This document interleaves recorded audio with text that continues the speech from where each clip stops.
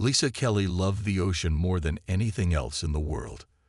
The gentle lapping of waves against the shore soothed her like no other sound could.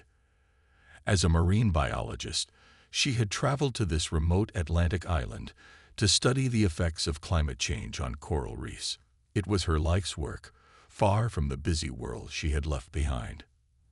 The island was small, barely a dot on most maps, perfect for her research and the quiet she craved. Her small cabin sat near the beach, equipment scattered across her wooden table. Charts and samples lined the walls. Lisa lived alone here, with only occasional radio calls to the mainland research center. On this night, the stars shone brightly above. Lisa sat outside her cabin, notebook in hand, recording the day's findings. The ocean breeze carried the salt smell she had grown to love. She glanced up to admire the night sky, something she often did to clear her mind. But tonight was different. Strange lights flickered across the horizon. Not stars, not planes, not satellites. They moved in patterns that seemed deliberate, hovering in ways that defied what she knew about aircraft. Lisa watched, both fascinated and uneasy. She had never believed in aliens or UFOs, but these lights challenged her scientific mind. Probably military tests, she told herself, closing her notebook. After all, there was a naval base about 100 miles away. Still, she took a few photos with her phone before heading to bed, making a mental note to ask about it during her next check-in call. Morning came with clear skies and calm waters. Lisa ate a quick breakfast of oatmeal and coffee, eager to begin the day's dive.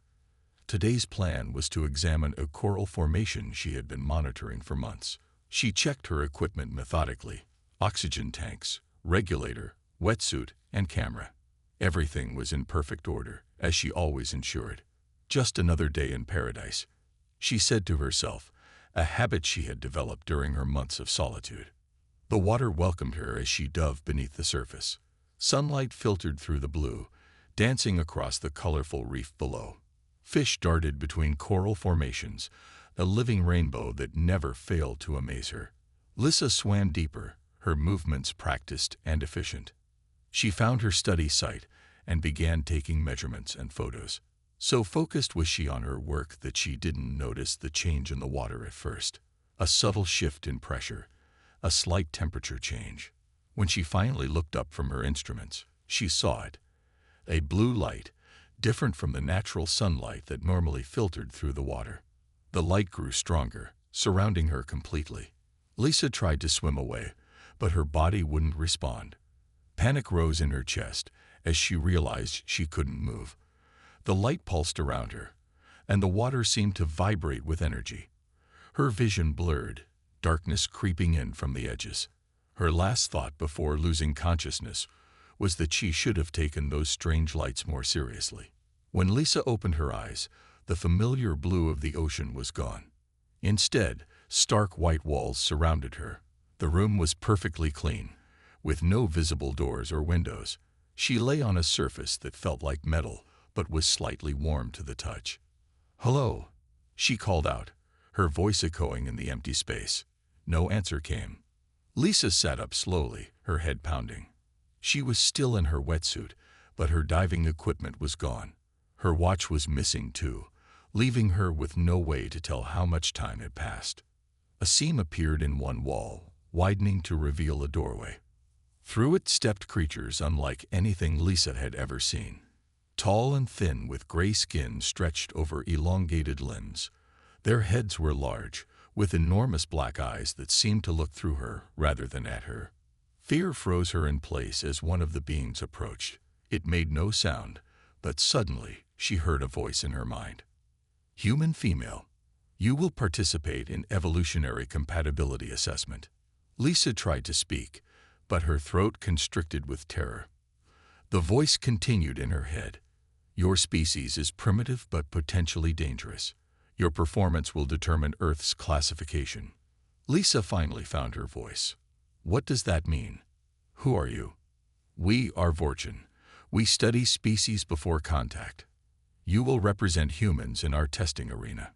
Cold dread washed over Lisa as she realized the truth. She had been abducted, and somehow Earth's fate was now tied to whatever testing these aliens had planned for her. Lisa felt a strange sensation, like falling without movement.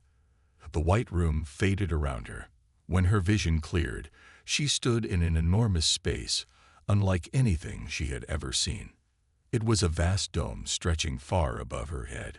Inside was a complete ecosystem, with trees, plants, and water features that looked almost like Earth's but were slightly wrong in color and shape. The air felt heavier, with an odd sweetness to it that made her slightly dizzy. "This is where you will be tested," came the telepathic voice of the Fortune. Lisa spun around but saw no one.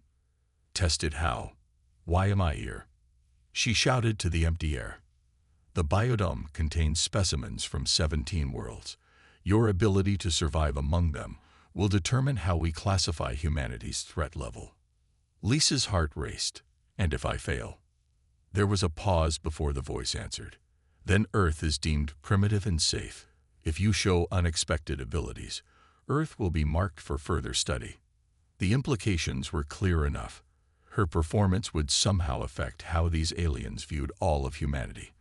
The pressure of this responsibility weighed heavily on her. Lisa took stock of her situation. She still wore her wetsuit, which offered some protection, but had no other tools. The landscape around her contained what looked like a jungle area, a rocky terrain, and a large lake or pond in the distance.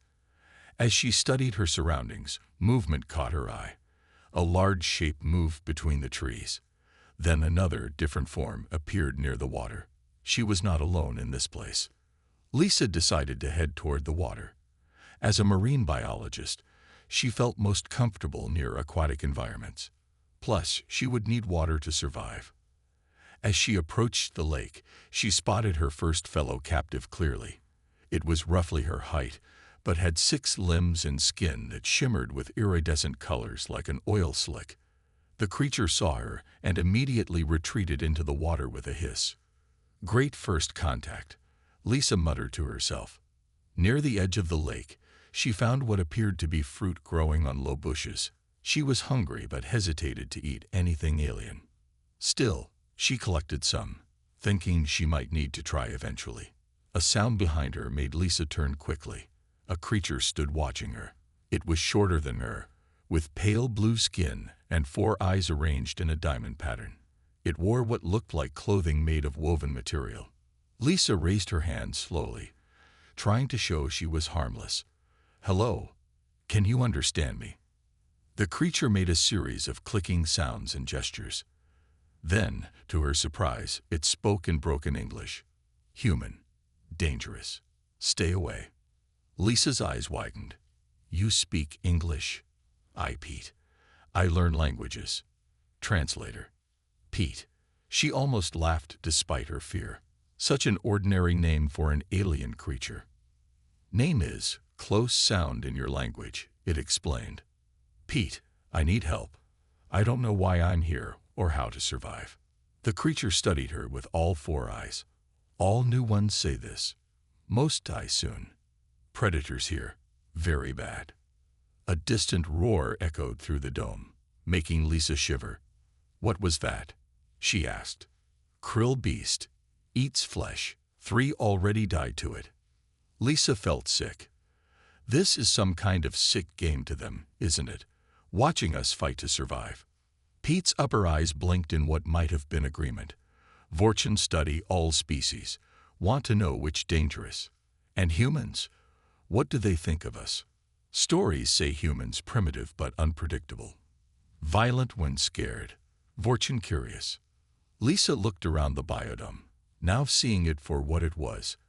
A testing ground, an arena, a cage filled with beasts from across the galaxy. "They made a mistake bringing me here," Lisa said quietly. "All say this too," Pete replied. "All wrong." "No," Lisa said, her voice steadying as determination replaced fear. "I'm a scientist. I study life. And now I'm going to study how to survive." As if to challenge her words, a crashing sound came from the nearby trees. Something large was coming toward them. Pete tugged at her arm. "We hide. Now." or we die. Lisa and Pete ducked behind a cluster of thick, purple-tinted plants. The crashing sounds grew louder. Through gaps in the vegetation, Lisa caught glimpses of a massive shape moving toward the lake. The creature that emerged was terrifying. It resembled a giant serpent, but with 6 short legs along its body. Its head was flat and triangular, with multiple eyes running along both sides. A forked tongue flicked out, tasting the air. "Krill beast," Pete whispered. "Hunts by smell and heat." Lisa's mind raced. The creature reminded her of certain deep-sea predators she had studied. If it hunted by heat and smell, they needed to mask both. "The water," she whispered. "Would it help hide our scent?" Pete's 4 eyes blinked rapidly. "Yes, but krill beast swims too. Very fast in water." The serpent creature turned its head toward their hiding spot. It had detected something. "It's going to find us," Lisa said. "We need a weapon." She looked around desperately and spotted a fallen branch nearby. It was heavy and had a sharp, broken end. Better than nothing. "Pete, when I say run, head for those rocks." Lisa pointed to a pile of boulders about 30 feet away. "I'll distract it." "Human crazy," Pete clicked nervously. "We'll die." "Maybe," Lisa admitted, "but not without a fight." The serpent creature began slithering toward their hiding spot, its tongue flicking faster. It was closing in. "Now," Lisa shouted, grabbing the branch. She broke cover, running parallel to the creature rather than away from it. The krill beast turned instantly, focusing all its eyes on her. It was faster than she expected, covering ground with frightening speed. Lisa had studied predator behavior for years. She knew running directly away would trigger its chase instinct. Instead, she moved erratically, changing direction repeatedly. The creature lunged at her. Lisa pivoted and thrust the sharp end of her branch toward one of its eyes. The makeshift spear connected, and the beast recoiled with a high-pitched shriek that hurt Lisa's ears.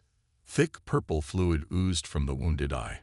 The krill beast thrashed in pain, its massive body knocking down small trees and plants. Lisa didn't wait to see more.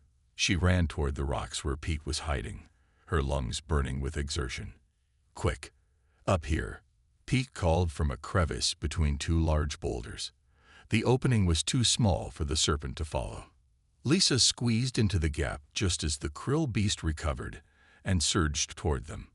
It rammed the rocks, trying to reach them, but couldn't fit its massive head into the space. After several frustrated attempts, the creature finally retreated, still dripping purple fluid from its injured eye. "You fought krill beast," Pete said, his voice filled with what sounded like awe. "No one fights krill beast in lives."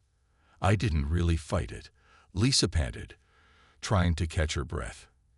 "I just heard it enough to get away." "Others watch." Pete pointed to the surrounding area. Lisa looked around and noticed several pairs of eyes observing them from hiding places throughout the biodome. Other captives had witnessed her confrontation with the predator. "Good," she said. "Maybe they'll realize we can help each other." One creature emerged from the trees. It was enormous, nearly 8 feet tall, with gray stone-like skin and arms as thick as tree trunks. It moved slowly toward them, stopping at a respectful distance. "That Grok," Pete explained. "Very strong, not very smart. Afraid of everyone until now." Grok made a rumbling sound in its chest and placed one massive fist against its heart area, then pointed at Lisa. "What does that mean?" she asked. "Respect," Pete translated. "Says you have warrior spirit. Wants to join with you." Lisa studied the massive alien. Having an ally that size would be invaluable. "Tell Grok I accept," Lisa said, "and tell the others watching that there's safety in numbers. We don't all have to die in here." As Pete translated her words through clicks and gestures, more creatures began to emerge cautiously from hiding. For the first time since her abduction, Lisa felt a flicker of hope. She might be trapped in an alien arena, but she wasn't going to be just another victim. She would find a way to survive, and maybe even escape. From their observation room, The Vorchin watched with increasing interest. The human female was not behaving as expected. She was adapting, and that was concerning. 3 days had passed since Lisa's encounter with the krill beast. Her group of allies had grown. Besides Pete the translator and Grok the giant stone-skinned alien, 5 other creatures had joined them. There was Mira, a small winged being who could fly short distances and scout ahead. Dex had 6 arms and could climb almost any surface. Zell was a plant-like creature who knew which foods were safe to eat. 2 insect-like beings called Sim and Sam moved as one and could dig through soil with amazing speed. Lisa had established their camp near the lake, but hidden among rocks. Each night, they took turns keeping watch. "We need to understand this place better," Lisa told the group as they gathered around a small fire. "The Vorchin are watching us, testing us, but maybe we can test them too." Pete translated her words for those who couldn't understand English. The others listened closely. "What you mean, test them?" Grok asked through Pete. "I mean, find weaknesses. Look for patterns. That's what scientists do," Lisa explained. "I've noticed the light changes at regular intervals. They're simulating day and night cycles. And twice now, small doors have opened in the walls to release new creatures." She drew a rough map of the biodome in the dirt. "We need to explore every part of this place. Find all the entry points. Study the other creatures." Mira chirped something that Pete translated. "Dangerous. Many predators in far regions." "That's why we go together," Lisa said. "Grok's strength, Dex's climbing ability, your flying. Together, we're stronger than any predator here." The group seemed uncertain, but they had seen how Lisa's ideas had kept them alive so far. "My brother was in the military," Lisa continued. "He taught me about tactical movements. We'll move in formation, strongest at front and back, scouts on the sides." Lisa spent the next hour teaching them basic hand signals. Stop. Go. Danger. They practiced moving together, watching each other's backs. At what passed for dawn in the biodome, they set out. Lisa led them along the perimeter of the massive enclosure. The wall appeared seamless, but Lisa carefully studied every section. Around midday, they found what she was looking for, a slight difference in the wall's texture. "Here," she said, running her hand over the surface. "This section is different."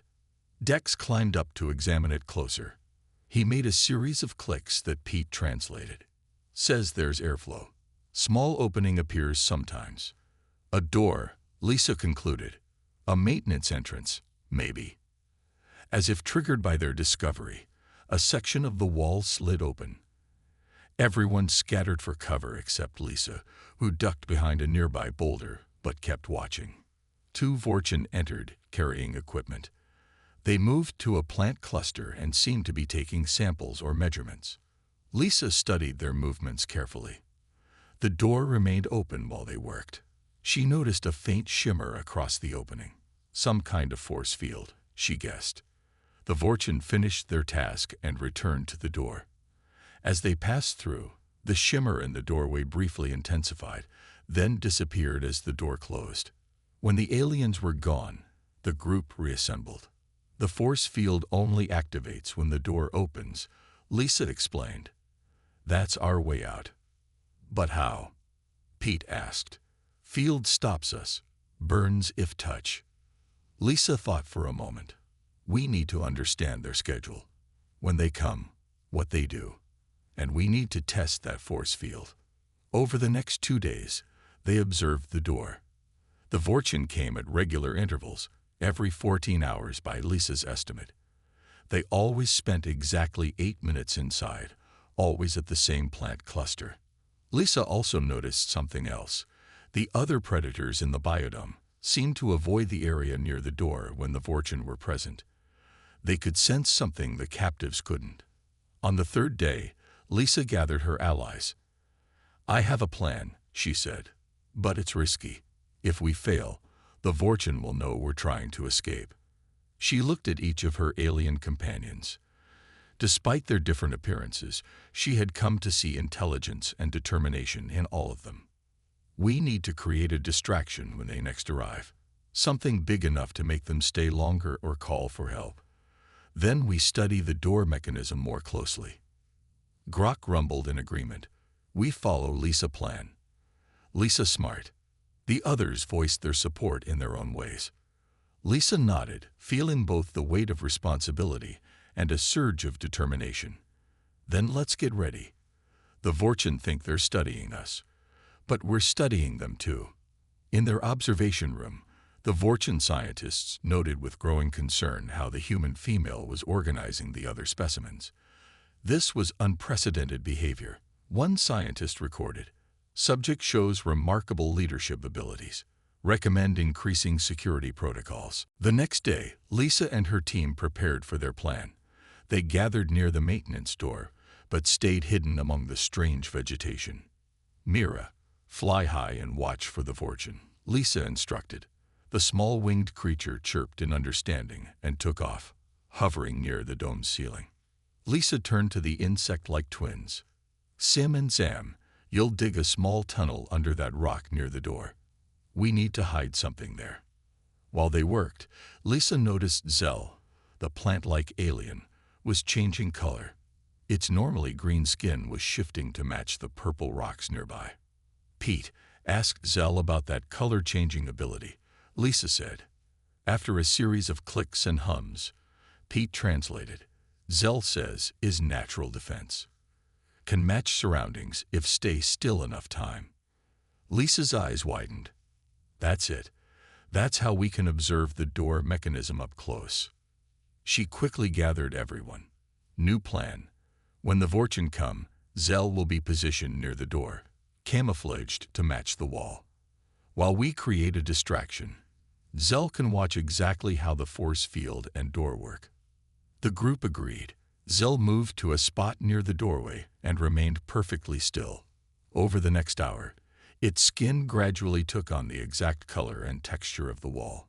Soon, Lisa could barely see it even knowing where to look. "Amazing," she whispered. Mira suddenly descended, chirping urgently. "They're coming," Pete translated. "Everyone in position," Lisa ordered. "Remember, we need to make them stay longer than usual without making them suspicious." The section of wall slid open, and 2 Vorchen entered. As before, they walked directly to the plant cluster they had been monitoring. Lisa nodded to Grok, who picked up a large rock and threw it far across the dome, where it crashed loudly into a tree. The sound echoed throughout the enclosure. The Vorchen turned toward the noise. One of them pulled out a device and began scanning in that direction. "Now, Dex," Lisa whispered. The 6-armed climber scurried up a nearby tree and began shaking branches, creating more disturbances. The Vorchen seemed alarmed. One spoke into a communication device on its wrist. Minutes later, the door opened again, and a 3rd Vorchen entered. This one carried what looked like a weapon. Lisa watched intently.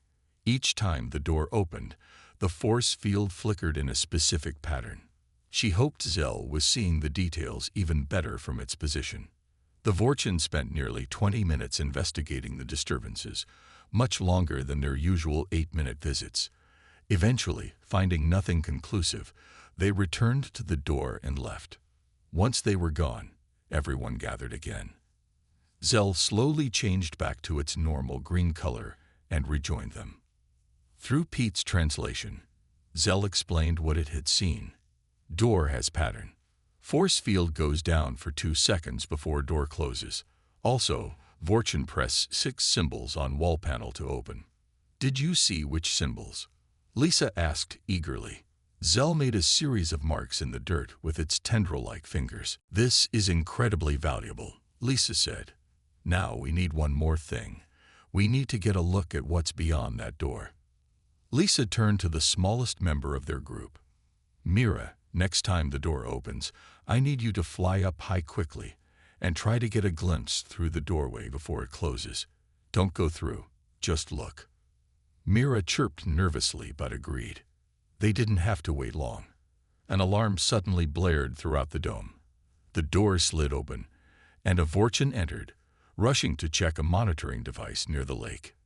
Now, Mira, Lisa urged. The winged creature shot upward, hovering near the ceiling above the doorway. When the Vorchin hurried back out, Mira dipped down just enough to peer through before the door closed. Mira returned, excited and speaking rapidly. Pete translated.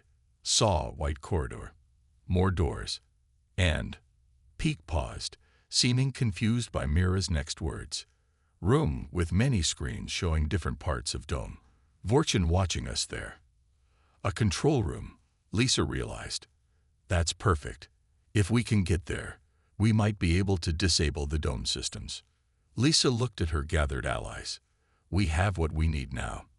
We know how the door works, what's behind it, and that the force field drops briefly before closing. We can make an escape plan. Grok grumbled deeply. When we go. Lisa looked determined. Soon. We'll need all of us working together perfectly. No mistakes. What Lisa didn't say aloud was that they'd likely get only one chance. If they failed, the Vorchin would surely separate them. Or worse. From their monitoring station, the Vorchin lead scientist observed the group with growing unease. The human continues to demonstrate unexpected problem-solving abilities. Recommend immediate separation of specimens. His superior responded. Denied. This behavior pattern is precisely what we need to document. Continue observation protocol, but increase security alert level. 3 days later, Lisa gathered her allies in their hidden camp. The time had come to execute their escape plan. Tonight, during the dark cycle, she said, pointing to her crude map drawn in the dirt. The Vorchin will make their regular check at this time. We'll be ready. Lisa had spent the days preparing. They had made weapons from branches and stones. Grok had torn a metal panel from one of the water features to use as a shield. Sim and Sam had dug small tunnels at strategic points around the door area, perfect for surprise attacks. Everyone knows their part. Lisa asked, looking at each of them. They all indicated yes in their own ways. Pete translated for those who couldn't understand her. All ready. All scared too. It's okay to be scared, Lisa said. I'm scared too. But remember, the Vorchin don't expect us to work together. That's our advantage. As the artificial light in the dome dimmed for the night cycle, Lisa's group moved silently to their positions near the maintenance door. Zell took its spot right beside the door panel, slowly changing color to blend perfectly with the wall. Mira flew to a high perch to watch for approaching Vorchin. The others hid nearby. Lisa checked her makeshift spear one last time. The waiting was the hardest part. Mira suddenly fluttered down, chirping softly. They're coming, Pete whispered. 2 Vorchin. Ready, Lisa said. Her heart pounded, but her hands were steady. The door slid open. 2 Vorchin entered, carrying their usual equipment. As they moved toward the plant cluster, Lisa gave the signal. Sim and Sam burst from their tunnel directly in the Vorchin's path, spraying dirt and causing momentary confusion. In that same instant, Dex dropped from above, landing on one Vorchin's shoulders. The aliens reacted quickly, reaching for devices on their belts, but Grok was already charging. The massive stone creature slammed into the second Vorchin, knocking it to the ground. Lisa rushed forward with her spear. The first Vorchin was trying to shake off Dex. It managed to activate something on its wrist device. An alarm blared throughout the dome. Lisa knew they had only minutes before more Vorchin would arrive. Secure them, she shouted. Using vines they had gathered, they quickly bound the 2 stunned Vorchin. One was still conscious and spoke in that strange telepathic voice. Human, this action is futile. You cannot escape. Watch us, Lisa replied. She turned to Zell, who had memorized the door code. The plant creature pressed its tendrils against the wall panel in the same pattern they had observed the Vorchin using. The door slid open. Now, Lisa commanded. Her team moved quickly. Grok went first, carrying one of the bound Vorchin. The others followed, with Lisa and Pete last, dragging the second Vorchin. Just as Pete had translated from Mira's scouting, they found themselves in a white corridor with several doors. At the end was a larger door that Lisa guessed led to the control room Mira had seen. "That way," she pointed. They moved as fast as they could. The alarm continued to blare. Suddenly, a door ahead of them opened, and 3 more Vorchen appeared, these ones carrying weapons that looked like short staffs. "Gruck, shield," Lisa called. The stone creature moved in front, holding up the metal panel just as the Vorchen fired their weapons. Beams of energy hit the makeshift shield, causing it to glow red-hot, but it held. Mira flew over the Vorchen, distracting them. Dex used his climbing ability to scurry along the ceiling and drop behind them. The 6-armed alien knocked one Vorchen down. Lisa saw their chance. "Push forward." Grok charged with the shield. The Vorchen were not physically strong, and they fell back. With their path momentarily clear, the group rushed to the control room door. Using the same code sequence, Zell opened this final door. Inside was exactly what Mira had described, a room filled with screens showing different areas of the biodome. 3 more Vorchens sat at control panels, turning in shock as the escapees burst in. Grok and Dex quickly subdued these Vorchen, while Lisa studied the control panels. "Pete, ask our captive how to disable the system," she demanded, pointing to the conscious Vorchen they had brought with them. The alien refused to answer at first, but when Grok moved threateningly closer, it relented. "The red sequence disables containment fields," the telepathic voice said in Lisa's mind. Lisa found the panel with red symbols, and following the Vorchen's reluctant instructions, pressed them in sequence. Throughout the facility, alarm lights changed from red to blue. On the screens, they could see force fields flickering and failing. "We did it," Lisa exclaimed. "The containment systems are down." From somewhere deeper in the facility, they heard more alarms and the sounds of chaos. Other captives were escaping from their enclosures too. "Now," Lisa said, turning to her team with fierce determination, "we find a way home." Chaos spread throughout the Vorchen facility.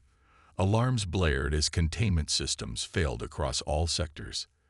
Lisa and her team moved quickly through the corridors, following the signs that Pete could partially translate. "This way to ships," Pete said, pointing down a long hallway. They encountered other escaped captives, creatures of all shapes and sizes, all running for freedom. Some joined their group when they saw Lisa leading the way. "The human knows where to go," they whispered among themselves. At an intersection, they met resistance. 5 Vorchen security officers blocked their path, weapons drawn. "Surrender now," came the telepathic command. "This escape attempt is futile." Lisa stepped forward. "Let us pass. Your experiments are over." The lead Vorchen raised its weapon. "The specimens will return to containment." Before the Vorchen could fire, Grok charged with his shield. Mira flew overhead, creating a distraction. Dex and the others attacked from the sides. The battle was brief but fierce. When it ended, the Vorchen lay unconscious. Lisa's group had suffered only minor injuries. "We need to hurry," Lisa urged. "More will come." They continued their race through the station.